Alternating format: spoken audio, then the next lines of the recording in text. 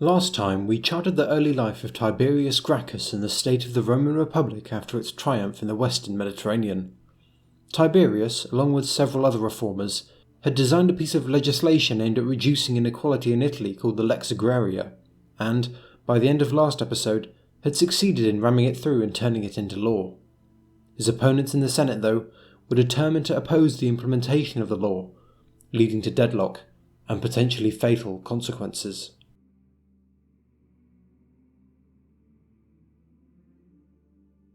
The Lex Agraria was law, so commissioners were needed to arbitrate and judge disputes. Unsurprisingly, the assembly chose Tiberius Gracchus, his younger brother Gaius, and his father-in-law Appius Claudius Pulcher for this role. The three commissioners thus cracked their knuckles, dusted off their law books, and prepared to wade through the mountains of paperwork that stood in their way.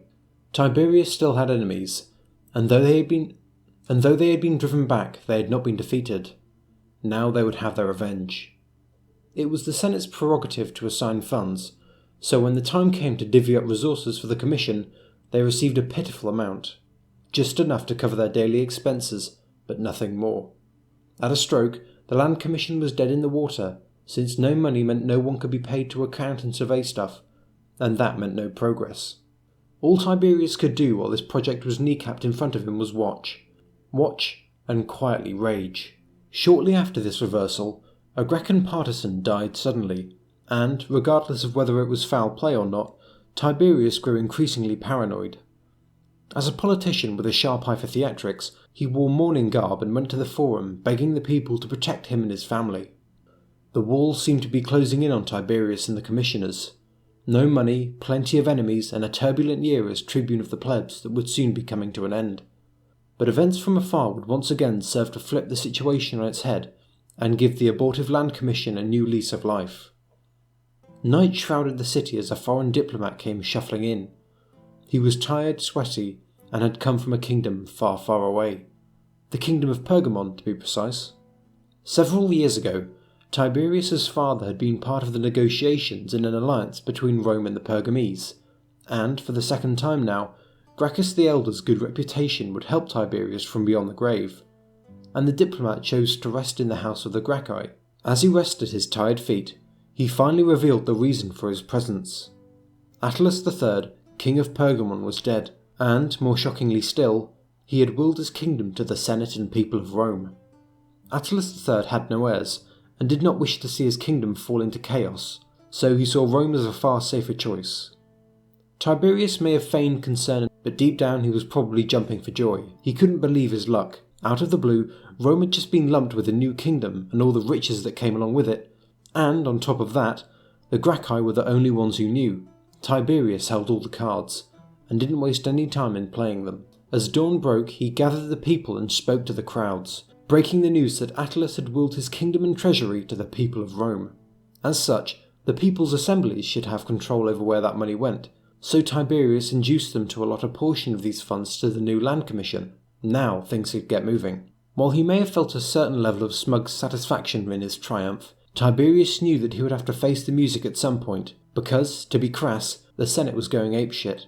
The Senate was supposed to have full rights to assign public funds, and here Tiberius was throwing cash around as he liked.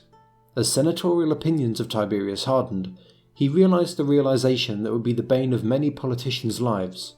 Once he left office, there was a good chance that he could face prosecution. All Roman magistrates were immune from legal prosecution for their term of office, but as soon as that term ran out, they were vulnerable once again. For someone as divisive as Tiberius Gracchus, that could prove the end of his career. So he took the step that would prove to be the final straw. He announced that he would be running for a consecutive tribunate of the plebs. Nothing said that this couldn't be done, but all Roman political traditions said that this was unthinkable, and for some hardliners in the Senate, it finally pushed them into action. In their eyes, Tiberius was a tyrant who wished to do away with the Republic. The Senate should have been consulted for the Lex Agraria, but Tiberius ignored them and went straight to the assembly instead. Tiberius had harnessed the power of the people to depose a tribune from office. Tiberius had taken state funds and used them for his own ends, and by all rights that was the province of the Senate. And now, flying in the face of the Republic's traditions, he was seeking continued re-election to the tribunate. To stoke the fire even further, was the fact that if Tiberius succeeded in the Lex Agraria's stipulations were carried out, he would have the glowing support of thousands of citizens. That fatal word, Rex, or king, began to float about, and the senators became increasingly twitchy. Tiberius, of course, had no such regal intentions, but his opponents were convinced. As the time for the elections drew near, Tiberius felt his support waning as his opponents fought tooth and nail to mobilise opposition. Adding to his troubles was the fact that the harvest was fast approaching, so many of his supporters would be stuck on the fields as Tiberius prepared for the fight of his life. In a move to broaden his political support, Tiberius included measures designed at appealing to the inhabitants of Rome itself, such as allowing appeals for legal judgments and barring senators from serving on juries. Ratcheting up the tension even further was his choice to wear black clothes and sleep surrounded by bodyguards. Election day dawned. Tiberius went to address the thronged crowds and was given a rapturous welcome by his supporters. The vote began. Anti-Gracchans tried to jostle through the crowds to the stalls, but were prevented, and soon a low-level brawl broke out.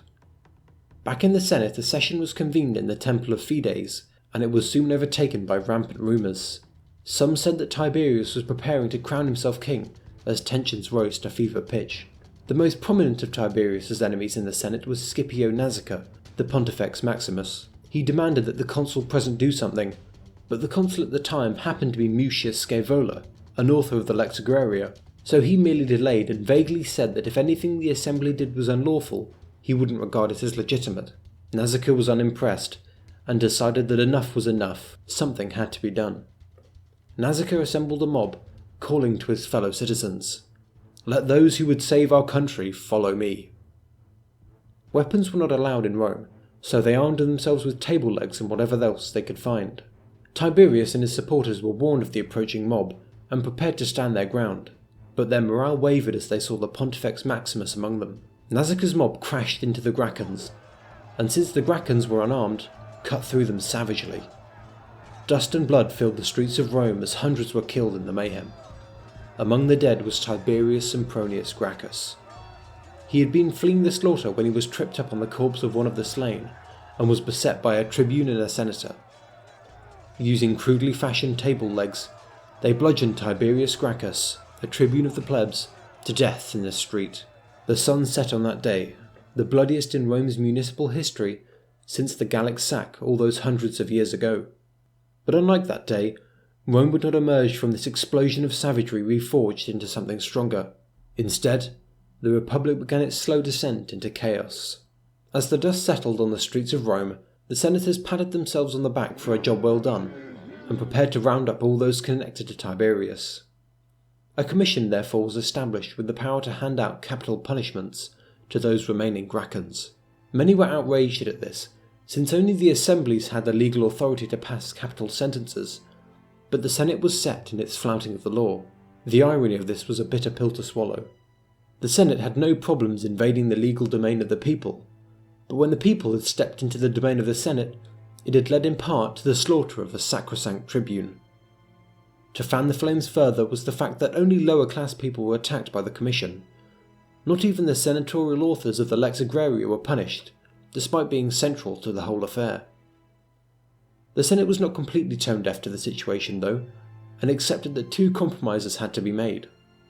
Firstly, Scipio Nasica, the Pontifex Maximus, was shuffled out the back door and sent to oversee the organisation of Pergamon into the province of Asia, where he would die in 132. And secondly, the Lex Agraria was allowed to continue its activities. Tiberius had fought and died for it, and repealing it now could convulse the entire Republic. Nevertheless, Tiberius was denied proper funeral rites and dumped in the Tiber. Just as the slaughter in Rome was swept under the rug, the Numantine War was also winding down as Scipio Aemilianus razed the city of Numantia to the ground in the spring of 133. Aemilianus had only heard rumours and hearsay about the events in Rome, with the official line being that Tiberius had planned to make himself king. So Aemilianus' response was to quote the Odyssey, saying, "So perish all those who attempt such crimes." Not surprisingly, this response cut little ice with the general public, and upon Aemilianus' return he was greeted with thinly veiled suspicion and hostility from the people. A member of the Gracchan faction, Gaius Papirius Carbo attempted to introduce a bill that would confirm the legitimacy of a re-election, but Aemilianus, always a firm conservative, spoke against it. Carbo then asked what Aemilianus thought about Tiberius, to which he responded that if Tiberius had really been attempting to claim royal power, then his death was justified. The mood of the crowd rapidly turned venomous, and insults were soon flying back and forth. But before things could turn ugly, Aemilianus bitterly withdrew. The bill didn't pass in the end, but Aemilianus took a heavy battering. The rage of the people had not erupted into revolt, but Tiberius would not be forgotten so quickly, and while he had died, his work lived on. The life and death of Tiberius Gracchus bookmarks the beginning of the end for the Roman Republic. The conservative inertia of the Senate slowed any useful reform to a crawl, which became more harmful as the Republic groaned under the weight of social change, and caused reformist sentiment to reach greater pitch. While Tiberius himself may have had good intentions, his actions showed that power and influence could be gained by solely appealing to the people, and set the path for the less scrupulous politicians of the future, who saw an opportunity in the turmoil of the later Republic. The Populare movement had not yet been established, but Tiberius definitely brought it into sharper focus. The Senate may have breathed a sigh of relief as Tiberius's mangled corpse sank beneath the flow of the Tiber, but while Tiberius was dead, his brother lived on, and Gaius Gracchus would once again give the Senate good reason to fear the Gracchi name.